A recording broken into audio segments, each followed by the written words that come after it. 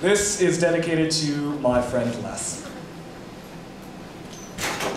I like to go grocery shopping in the middle of the night, when the TV screens in four-bedroom family homes turn blue, and the students stare at the grainy bottoms of their final cups of coffee, laying knowledge-heavy heads to rest for hours too short.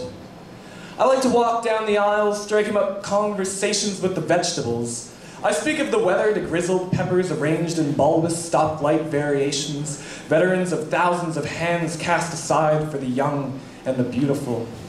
I tell them always that the sun is shining, that the rain is coming soon. I calm them in the moments before they are discarded forever, casualties of the discerning human eye.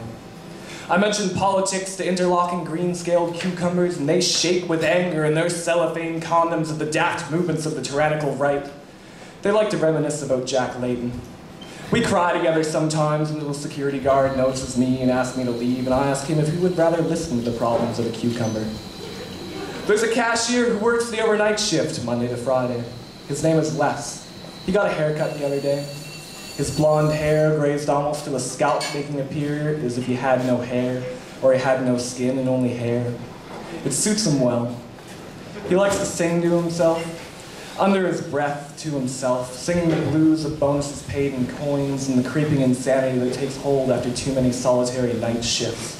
Watching the crazies run back and forth along the aisles looking for coconut milk, the drunk stumbling towards microwave dinners and rows of chips, and home-grown couples looking for late-night post-coital snacks.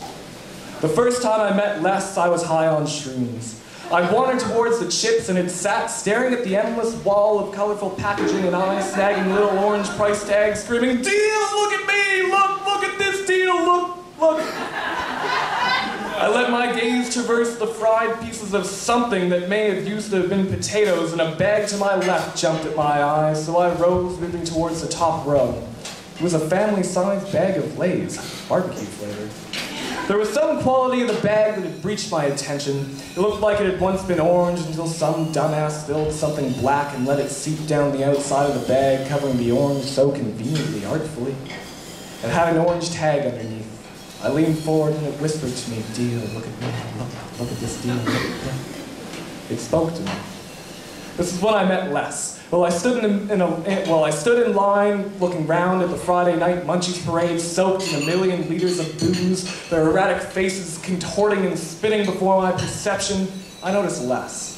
He was chatting and humming and doing all the things that scare people on psychedelic drugs the most. I handed him a crumpled $5 bill out of the biome that was my pocket, and he took it and pounded the register, his repressed anger at his situation bleeding through his fingers' efficiency. He handed me my change and receipt, looked me in the face, and said, "Now you take her easy, man."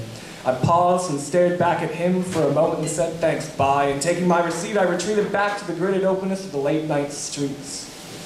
I visit Les whenever I can these days. He tells me about his job, mentioning small snippets here and there about the trials and tribulations of a late-night cashier, about his philosophy on cigarettes, that strawberry cake rolls are a stoner's wet dream, and always he hands me my receipt and he says, "Now you take her easy, man," and I always say back, "Thanks, bye," and move off into the black empty streets, pacing home towards warm beds and midnight cookies while he scans another box of Oreos and asks, "Is that cash or debit?"